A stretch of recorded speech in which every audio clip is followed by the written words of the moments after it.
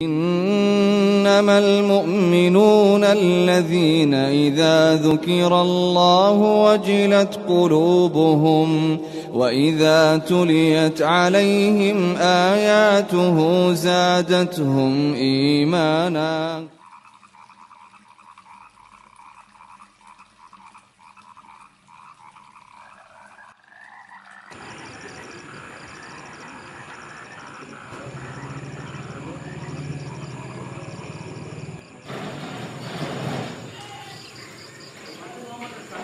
Bismillah. Assalamualaikum warahmatullahi wabarakatuh. Alhamdulillah hamdan katsiran thayyiban mubarakan fi kama yuhibbu rabbuna wa yarda. Shalatu wassalamu ala Rasulillah wa ala alihi washabihi ajmain. Amma ba'du. Alhamdulillah pemirsa Al-Furqan TV dan pendengar suara Radio Al-Furqan dimanapun Anda berada. Seperti biasa kita masuk pada program Jejak Alumni Al-Furqan Al-Islami yang Masya Allah pada sore hari yang rintik-rintik ini kita berada di pondok pesantren masih di Kabupaten Kediri, tepatnya di Desa Susubango ya.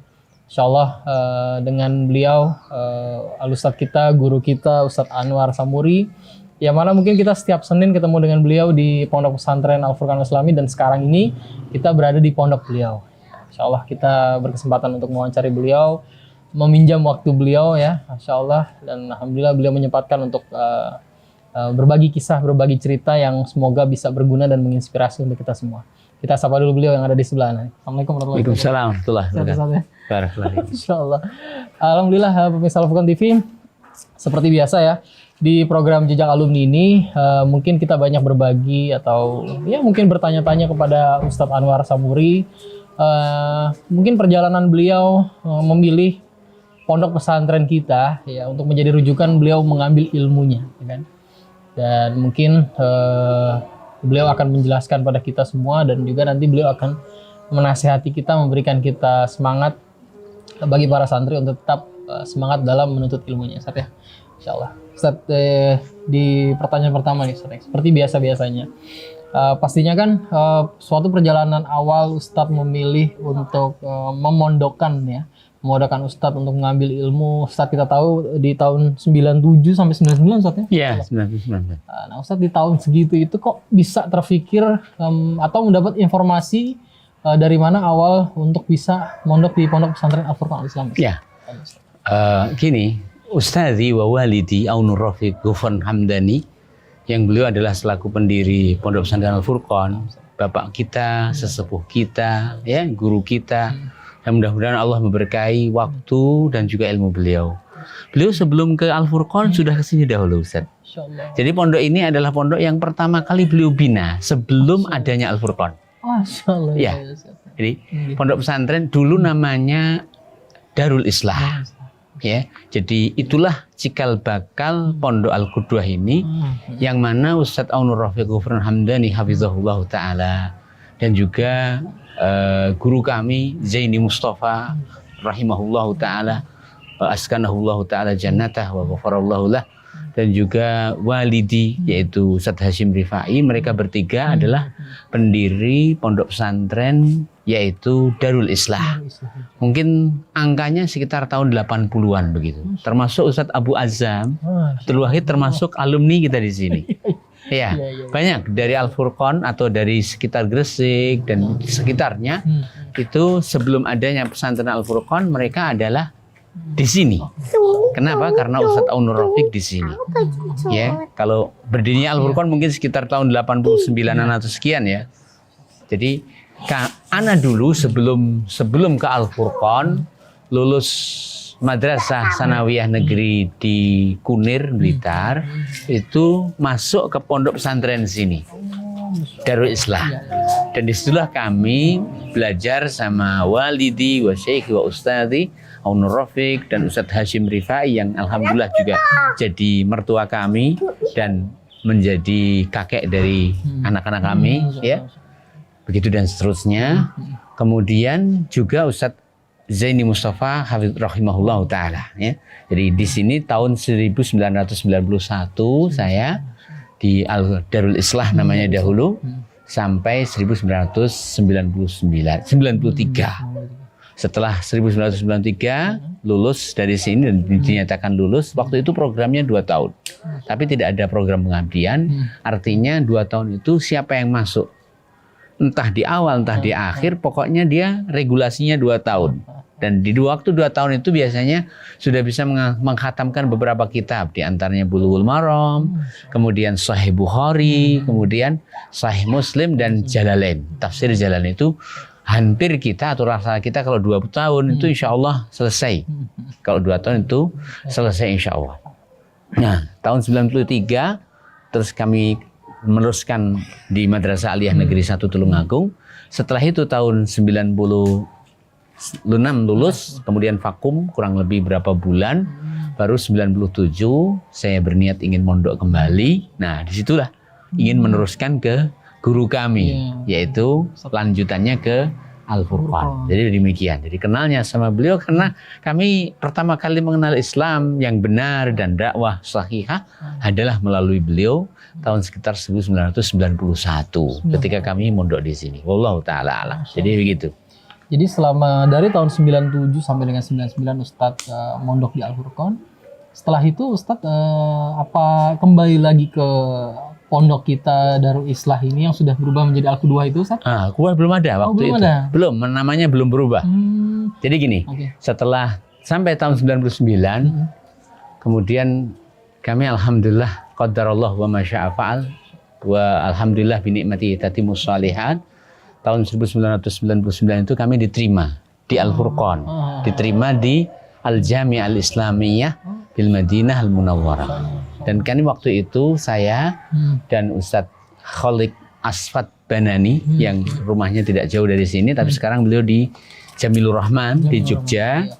Dan juga waktu itu Ustadz Abdurrahman Thayyib atau Trimartono Surabaya itu kami di Al-Furqan seangkatan. Satu kelas, kemudian kami berangkat ke Jami' Islam di Madinah juga bebarengan. Jadi 99 kita berangkat ke sana.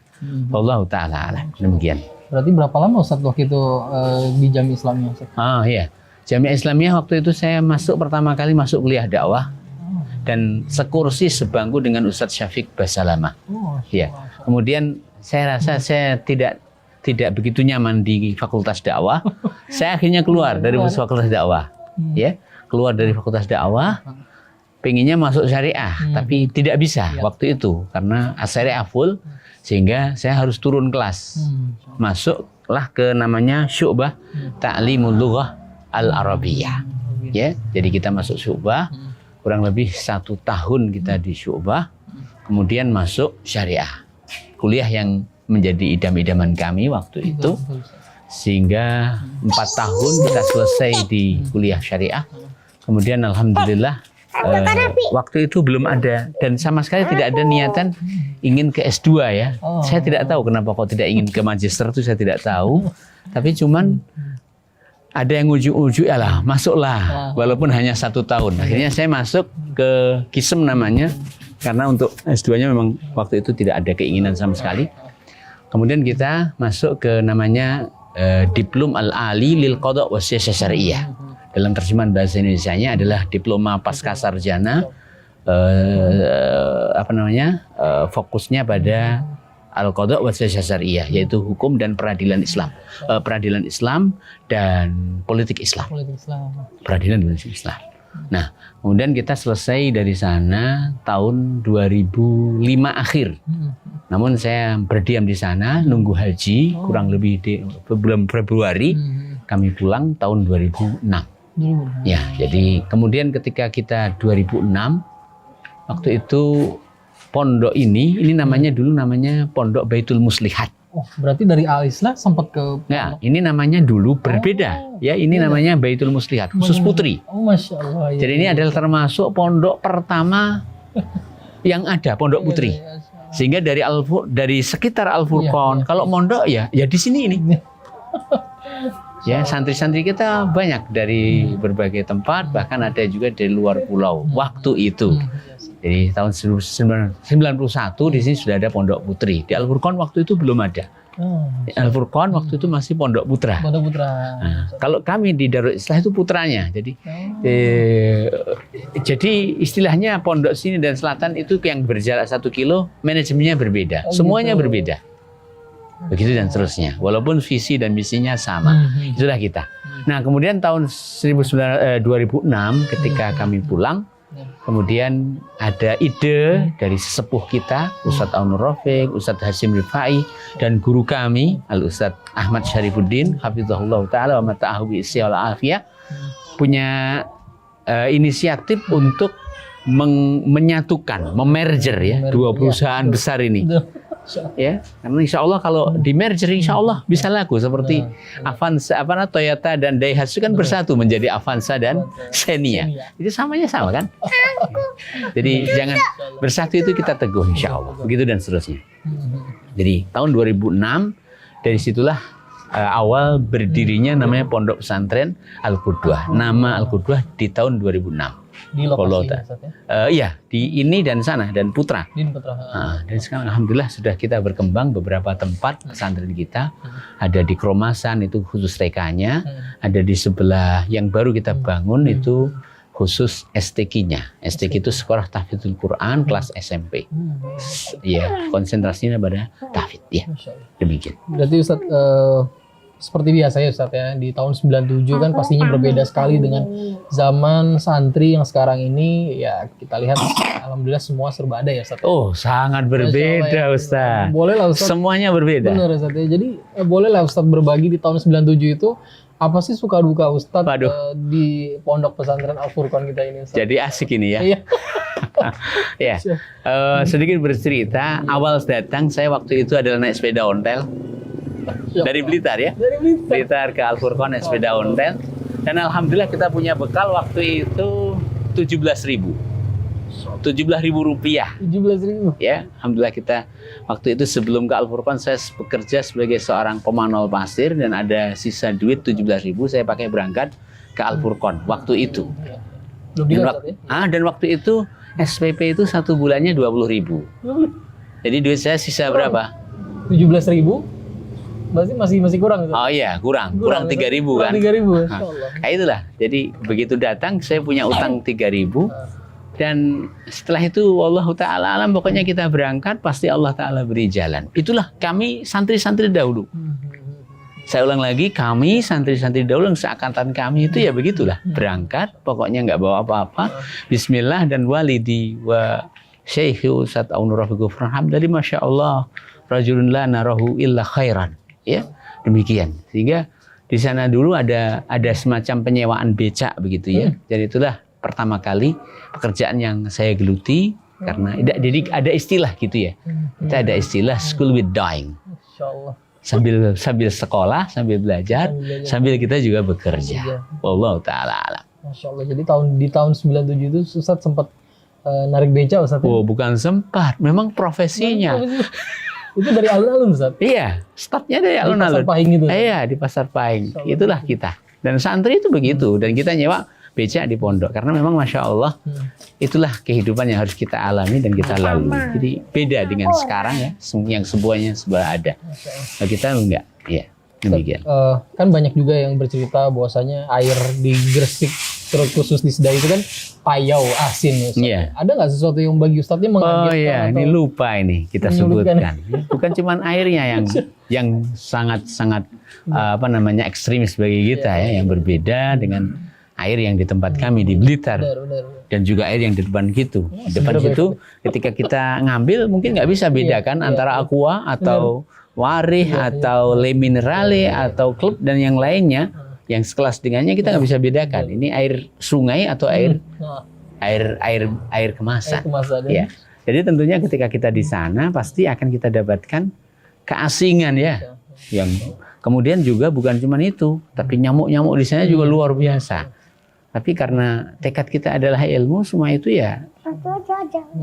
Nggak tahulah kami alhamdulillah bisa menjalani begitu dan sampai kurang lebih 2,5 tahun saya di sana.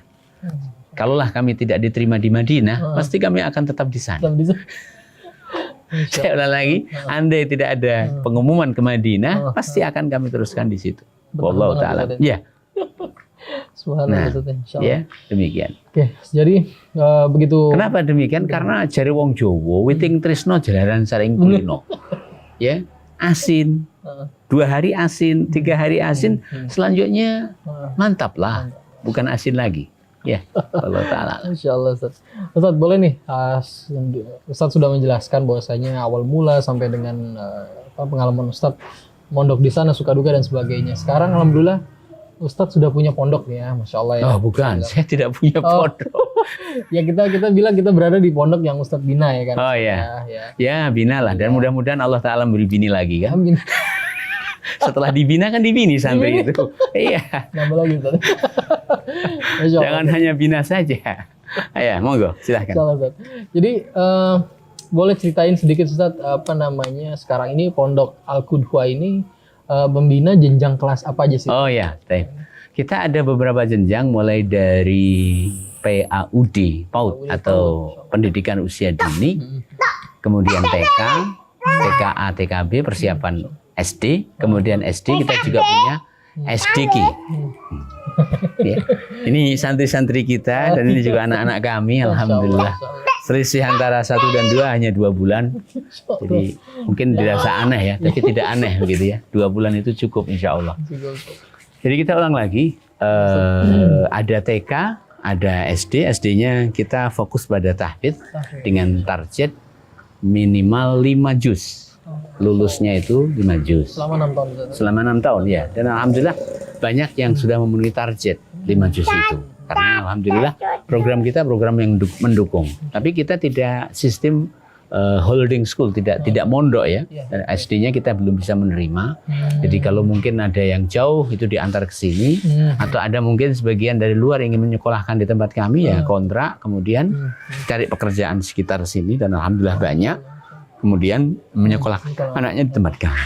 Itu SD, SDQ namanya, SDQ Al-Qudwa, Sekolah Dasar Quran Al-Qudwa. Kemudian 6 tahun. Kemudian jenjang kedua adalah STQ, Sekolah Tahfidzul Quran. Dan ini adalah setingkat dengan SMP. Dan alhamdulillah kita dari mulai tadi SD-nya, STQ-nya kita dan juga boleh dikatakan SMA ya, kita juga sudah mengadakan ijazah paket. Ijazah paket. Dan alhamdulillah ujian di tempat kami tidak perlu keluar.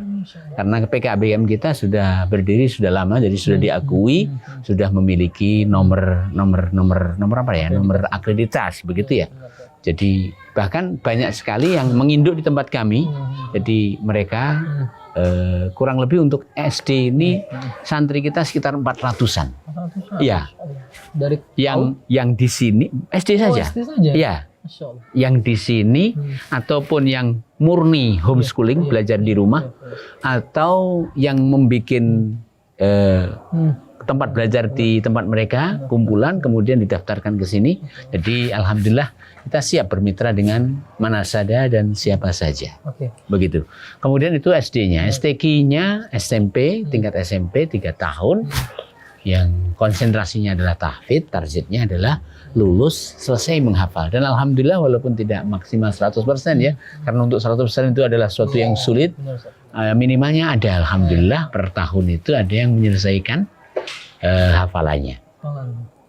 Kemudian dan itu kita persaksikan di depan para santri dan wali murid yang kalau mereka menginginkan untuk hadir dan diadakan. Kemudian selanjutnya program selanjutnya adalah program takhusus ilmi. Nah, adapun program takhusus ini program lintas usia. Artinya lintas usia itu kita tidak ada, tidak ada batasan usia itu tidak ada. Bahkan kalaupun sudah kakek-kakek ataupun nenek-nenek selagi ada, alhamdulillah kita pernah punya murid itu yang umurnya 60 tahun. Dan itu murid yang paling tua. Selagi dia siap untuk menjalani tugas sebagai seorang santri dan juga melaksanakan apa yang harus ia kerjakan di kelas, mulai dari menulis tugas, mulai dari menghafal, mulai dari belajar bersama santri, maka kita terima. Cuman yang sudah berkeluarga, kita tidak tampung di dalam pesantren, namun kita persilahkan untuk cari kontrakan di luar. Iya. Dan juga untuk takhusus ini, karena kita katakan multi usia, minimalnya adalah 16 tahun, up gitu ya, 16 tahun ke atas. Sehingga mereka minimalnya orang yang sudah punya ijazah SMP atau seusia SMP, seusia SMP, tidak punya ijazah tidak mengapa. Karena namanya multi usia, takhusus ilmi, speknya adalah masalah ulumul diniyah dan ulumul alah, begitu dan seterusnya. Dan kita harapkan insya Allah dari sini bisa mungkin melanjutkan ke jenjang ali di Al-Furqan, karena memang muatan-muatan yang kita ajarkan di sini mungkin sebagian dipelajari di Ali 1 atau bahkan mungkin sebagian diajarkan di Ali 2 karena memang masing-masing pondok akan memiliki kemerdekaan dalam untuk menentukan muqarrar atau referensi belajarnya. Ya. Dan yang belum memiliki ijazah SLTA ini kita fasilitasi untuk mendapatkan ijazah SLTA karena kita sudah punya PKBM. Jadi begitu. Ada paket C. Iya, ada paket C. Jadi bukan speknya di paket C, tapi yang belum punya paket C maka kita adakan. Berarti ada sekolah umumnya lah ya kita. Ada pelajaran umum, bukan sekolah umum. Oh iya, pelajaran umum. Ada pelajaran umum bagi mereka yang belum mendapatkan paket C. Allah Ta'ala. Demikian. Dan juga setelah mereka belajar takhusus ini ada jenjangnya, satu jenjang persiapan karena tidak setiap yang hadir siap untuk bersama kami. Kemudian kelas 1 dan kelas 2. Adapun kelas 2 di sini diusahakan pelajarannya murni pakai bahasa Arab, termasuk diantaranya pelajaran-pelajaran yang anak pegang sendiri dan juga dipegang oleh Ustadz Arifathul Ulum dan yang lainnya. Insya Allah diusahakan pembelajaran di kelas, penyampaian di kelas adalah yaitu dengan bahasa Arab. Sehingga diharapkan santri yang lulus dari sini bukan sekedar memahami atau bisa bahasa Arab pasif, tapi kita harapkan ia juga aktif. Artinya aktif bisa nulis, bisa bicara dengan bahasa Arab, begitu dan seterusnya. Wallahu ta'ala alam. Dan juga setelah selesai 2 tahun itu kita ada program pengabdian dan itu pengabdian itu harus dan itu sudah ditandatangani ketika masuk ya. Pengabdian harus 1 tahun. Wallahu ta'ala. Monggo. Ustaz boleh mungkin masuk ke sisi terakhir Ustaz. Ustaz berikan kita nasihat terkhusus pada santri-santri yang sekarang ini ya mungkin pada zaman Ustaz dengan zaman sekarang ini mereka punya suatu keadaan yang berbeda namun tetap punya tantangan yang berbeda. Namun pastinya kita butuh untuk motivasi dari nasihat Ustaz untuk tetap bersabar dan bersemangat untuk menimba ilmu Ustaz. Wallahi tidak ada nasihat yang paling berharga kecuali nasihat yang disabdakan oleh Nabi yang mulia sallallahu alaihi wasallam, yaitu man salaka tariqan yaltamisu fihi ilman sahalallahu bihi aw salakallahu bihi tariqan ilal jannah. Barang siapa yang menapaki sebuah jalan tujuannya mencari ilmu, pasti Allah Ta'ala mudahkan. Ingat, sahala dalam konteks di sini fiilnya adalah madhi. Madhi itu memberi makna lampau. Sementara imbalan itu adalah nantinya di akhirat kan, atau setelah ia melaksanakan sebabnya. Nah, apa rahasia dijadikannya imbalan di sini dengan konteks fiil madhi lampau agar diyakini bahwa apa yang dijanjikan adalah sebuah kepastian. Bahwa barang siapa yang menapaki jalan tujuannya mencari ilmu, pasti kemudahan untuk menuju yaitu surga Allah Subhanahu wa taala adalah sebuah kepastian yang pasti akan ia rasakan. Ini yang pertama. Kemudian tak cukup pada itu Nabi SAW sabdakan ya wa mastama'a qaumun fi baitin min buyutillah yatluna kitaballah wa yatadarasuna fi bainahum illa nazalat alaihimus sakinah. Wallahi tidak ada sesuatu yang lebih menenangkan kecuali seorang berada di yaitu konsentrasi belajar ya, di tempat belajar. Karena Nabi sabdakan tidaklah satu kaum berkumpul dalam satu rumah dari rumah-rumah Allah yang mereka adalah belajar agama Allah, yatluna kitaballah wa yatadarasuna bainahum illa nazalat alaihimus sakinah. Kecuali akan turun atas mereka as-sakinah, ketenangan. Bukan cuma itu. Wa ghasyiyatuhumur rahmah. Lalu mereka diselimuti, diselubungi oleh rahmat. Rahmat itu bukan hanya di tangan mereka, tapi rahmat itu dari ujung rambut sampai ujung kaki mereka.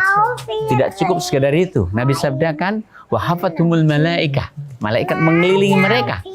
Mereka di pagar betis malaikat. Tidak ada satu tempat sejengkal pun kecuali malaikat di situ mengelilinginya.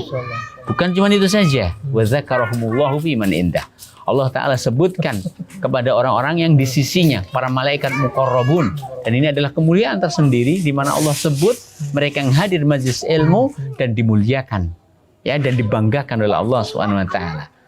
Mungkin sebagai nasihat terakhir, perhatikan wahai para santri yang dimuliakan oleh Allah Subhanahu wa taala. Termasuk mereka yang akan mendapatkan naungan di sisi Allah Ta'ala adalah mereka syabun nasya'a fi ibadatillah, ya, pemuda, demikian juga pemudi yang mereka tumbuh berkembang, waktunya habis untuk mempelajari agama Allah. Wallahi cukuplah ini semua sebagai sebuah inspirasi dan support yang kita katakan khairul hadiyah Muhammadin SAW. Tidak ada support yang lebih bisa memantik bangkitnya semangat untuk menuntut ilmu kecuali apa yang datang dari Rasulullah Sallallahu Alaihi Wasallam. Dan yang terakhir lagi, ingat, semenjak kepergianmu dari rumahmu sehingga pulangmu adalah teranggap jihad di jalan Allah. Seorang menuntut ilmu semenjak ia berangkat dari tempatnya sampai ia kembali tercatat sebagai jihad.